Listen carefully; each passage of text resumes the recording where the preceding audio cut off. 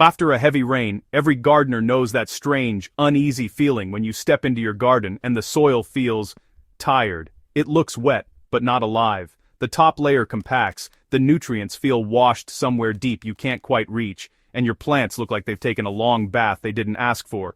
I've seen this countless times, and if you've gardened through a rainy season, I know you've seen it too. That's exactly why today on SoilSage Chronicles, we're diving into a trick so powerful, so natural, and so underrated that most gardeners walk right past it without knowing its true potential. The Pine Needle FPJ Soil Revival Method. Whether you're a beginner trying to understand natural inputs, or a seasoned grower wanting a stronger post-rain recovery strategy, this guide will give you the full recipe, the correct ratios, and the exact way to apply it to your garden. No fluff, no mystery, just the real method. Let's get into it. When most people think about pine needles, they think acidic mulch, and while that's partly true, the real magic lies much deeper. Pine needles contain a powerful mix of organic acids, antioxidants, and slow-release compounds that microbes absolutely love. After a rainfall, especially heavy rain, soil often becomes compacted, oxygen poor, and temporarily nutrient poor because the water washes soluble minerals lower into the soil profile. This is when plants can look pale, sluggish, or slightly stressed. Pine needles help reverse this quickly. Their naturally occurring acids help balance soil affected by alkaline rainwater. Their antioxidants help revive microbial activity that was slowed down by oversaturation. And when we turn those needles into FPJ, fermented plant juice, we extract the most bioavailable version of all those compounds. FPJ essentially distills the living energy of a plant into a liquid the soil can immediately use. That's why this trick shines after rain. Instead of waiting days for your soil to recover on its own, the Pine Needle FPJ wakes it right back up. Microbes re-energize, roots breathe easier, and plants bounce back green, firm, and alert. This part is simple but important. For FPJ, you want fresh, green pine needles, not the brown dry ones already on the ground. Young needles hold the highest concentration of enzymes and organic acids. When I collect mine, I go for the ends of new branches where the needles are brighter, softer, and more aromatic. If the needles bend easily without snapping, that's the perfect material. Once harvested, chop them finely. You don't need to mince them into powder, but the smaller they are, the more surface area they offer during fermentation. I usually cut them to 1 or 2 centimeter pieces. It makes a world of difference in extraction quality. FPJ must be made with precise ratios to work the way it's supposed to. Too wet and it molds. Too dry and it doesn't ferment properly. The correct ratio is always 1-to-1 by weight, so if you harvest 300 grams of chopped pine needles, you need exactly 300 grams of brown sugar or molasses.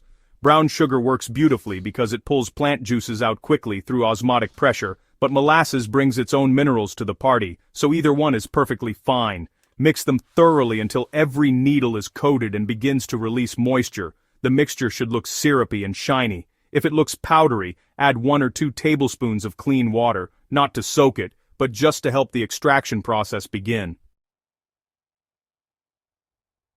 Alright, let's talk about fermenting the FPJ. So, you'll want to transfer the mixture into a clean glass jar, but make sure you leave about 1/3 of the space empty. This gives it room to expand. You really don't want an airtight lid here. FPJ actually needs a bit of airflow. A breathable cloth, or even a paper towel secured with a rubber band works perfectly for this. After that, just place the jar in a shaded spot where it stays fairly cool and out of direct sunlight. Now, over the next few days, the magic really starts to happen.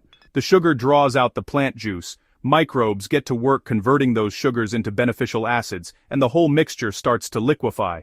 Pine needles do ferment a bit more slowly than soft-leaf FPJs, so I usually give mine about 5 to 7 days. By then you should see that the liquid at the bottom is dark, aromatic, and has a nice clean smell. Once you notice the fermentation has stopped bubbling, go ahead and strain the liquid through a cloth. What you'll end up with is that amber or deep golden brown liquid. That's your pine needle FPJ, and it's the concentrated extract that makes this method so effective. When it comes to storing your FPJ, just keep it in a glass bottle away from direct light. It actually doesn't need refrigeration, and if you keep it clean and sealed, it can last several months. One thing I always do is label mine with the dates. Trust me, it's way too easy to forget when you made a batch.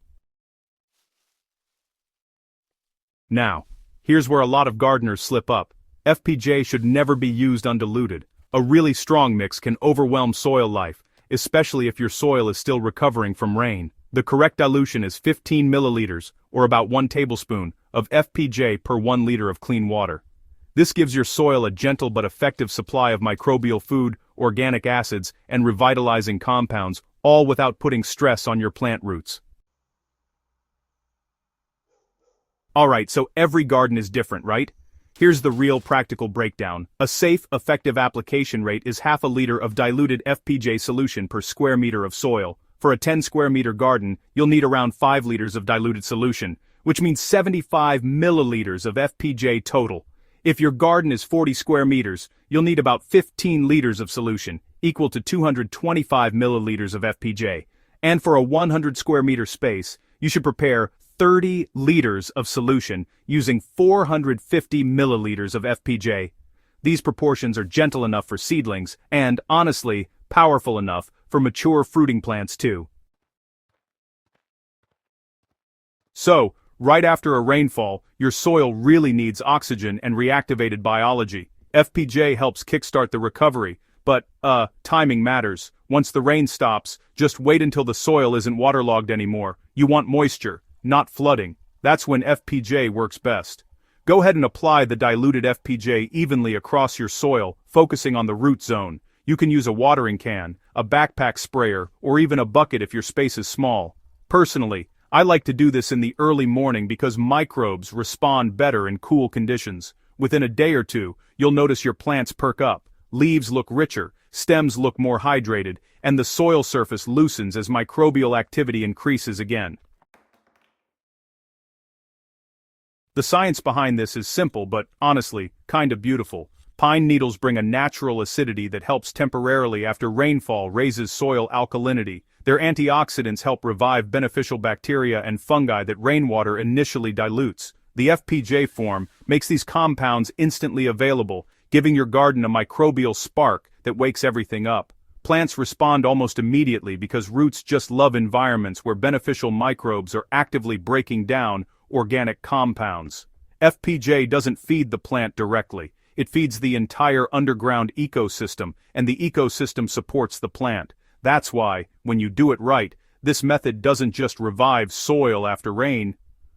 It actually improves long-term soil health. Here's a final tip for consistent results. Each batch of FPJ is unique because the chemistry of pine needles changes with seasons, rainfall patterns, and temperature. For the most consistent results, I recommend making fresh FPJ every few months during the rainy season. The process gets easier with practice, and your soil will respond noticeably faster with each application.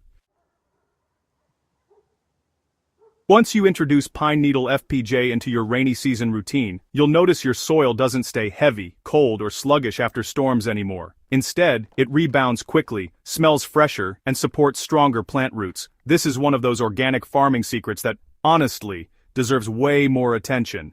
And now you've got everything you need to use it the right way.